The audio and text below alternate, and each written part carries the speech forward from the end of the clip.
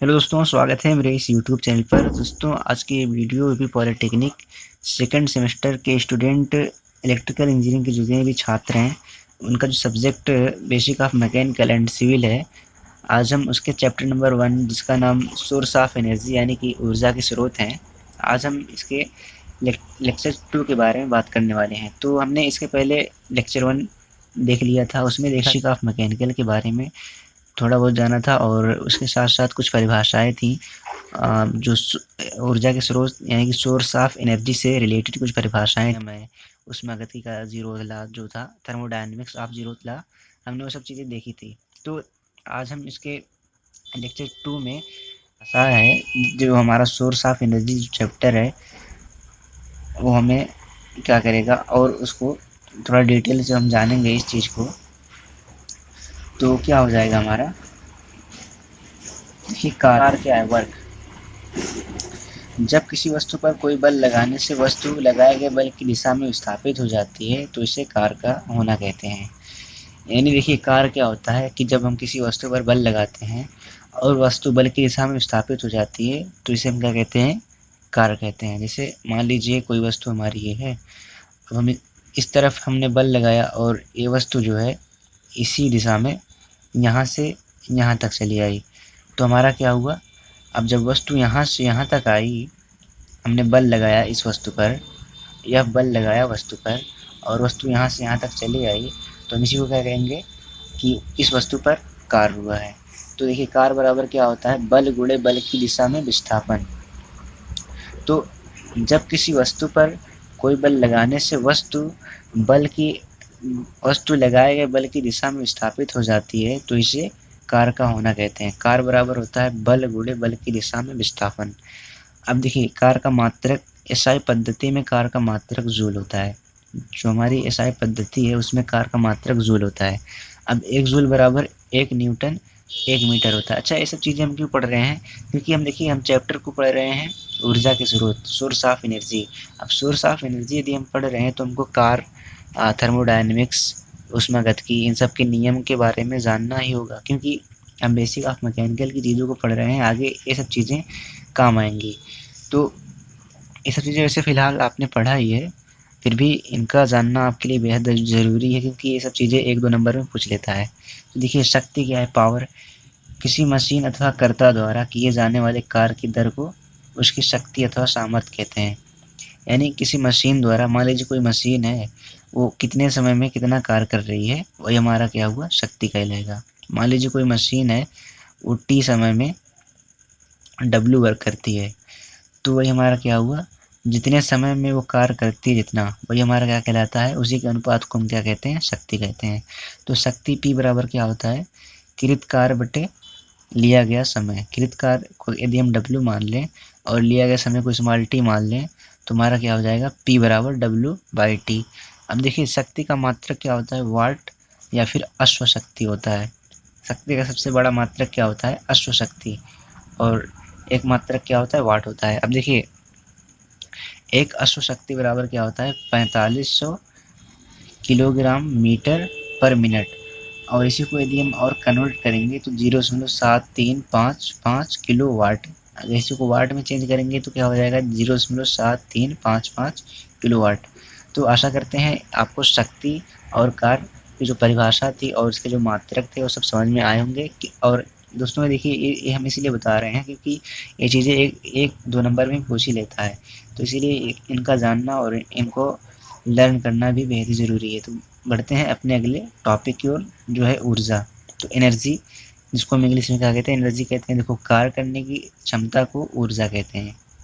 कार्य करने की हमारी जितनी क्षमता है वही हमारी क्या कहलाती है, ऊर्जा कहलाती है। तो परिभाषाएं बहुत ही आसान है। बाकी अब हम आगे बढ़ते हैं अपने टॉपिक की ओर, देखते हैं क्या है।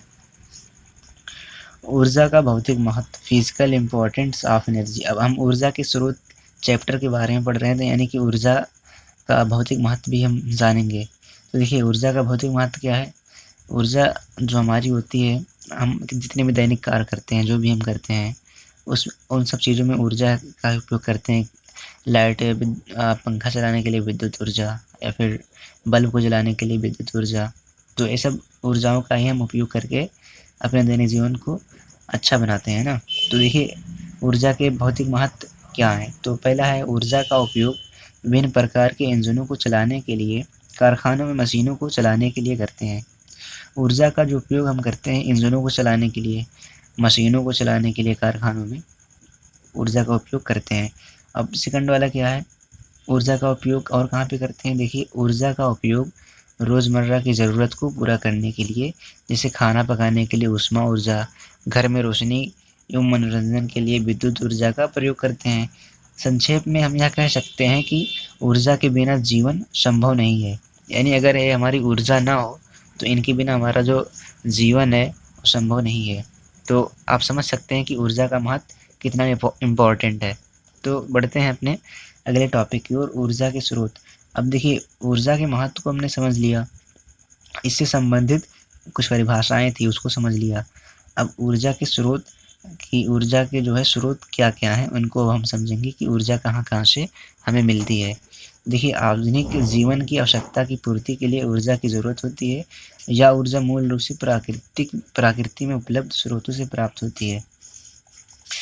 अब आधुनिक जीवन की आवश्यकता की पूर्ति के लिए, अब इस समय का जो हमारा आधुनिक जीवन है उसकी आवश्यकता, जो भी आवश्यकता हमें पड़ती है उसकी पूर्ति के लिए ऊर्जा की हमें क्या होती है, ज़रूरत होती है। अब यह ऊर्जा मूल रूप से प्रकृति में उपलब्ध स्रोतों से प्राप्त होती है। अब देखिए यहाँ पे क्या है, ऊर्जा के विभिन्न स्रोतों को निम्न प्रकार वर्गीकृत किया गया है। पहला क्या है, प्राप्ति के आधार पर। ऊर्जा क्या है, प्राप्ति के आधार पर पहला स्रोत है। जो हमने ऊर्जा को वर्गीकृत किया है, पहला क्या है, प्राप्ति के आधार पर, जो कि हमारा सीमित मात्रा में है। अब देखिए प्राप्ति के आधार का मतलब ये है कि यदि हम पेट्रोल को ले लें या फिर कोयला को ले लें, ये क्या है, प्राप्त है ना हमारे लिए, कहाँ से, पृथ्वी से प्राप्त करते हैं हम।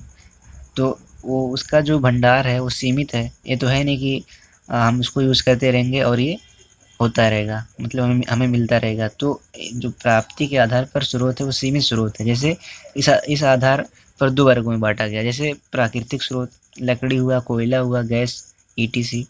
इसी प्रकार से लकड़ी, कोयला, गैस, पेट्रोलियम हुआ, पेट्रोल हुआ, तो ये सब जो हमारे प्राकृतिक स्रोत हैं। तो अब लकड़ी को ही आप ले लीजिए, तो लकड़ी हमें क्या करते हैं, हम लकड़ी को ऊर्जा के लिए यूज़ करते हैं, जलाने के लिए या ईंधन में हम यूज़ करते हैं। तो क्या लकड़ी मतलब हमें मिलती रहेगी। लकड़ी को हमने यूज़ किया, ख़त्म हो गई, अब फिर इसके बाद यूज़ किया, तो क्या है, हमेशा के लिए नहीं मिलती रहती ना, मतलब ख़त्म होती रहेगी। यानी इसका जो भंडार है वो सीमित नहीं है, सीमित है, मतलब भंडार क्या है, सीमित है। तो देखिए अब दूसरा क्या है, कृत्रिम स्रोत। कृत्रिम स्रोत में क्या आता है, पेट्रोल, डीजल, मिट्टी का तेल, ETC। प्राकृतिक स्रोत जो हमें प्रकृति से प्राप्त हो, ऐसी ऊर्जा जो प्रकृति से प्राप्त होती है, प्राकृतिक स्रोत कहलाती है।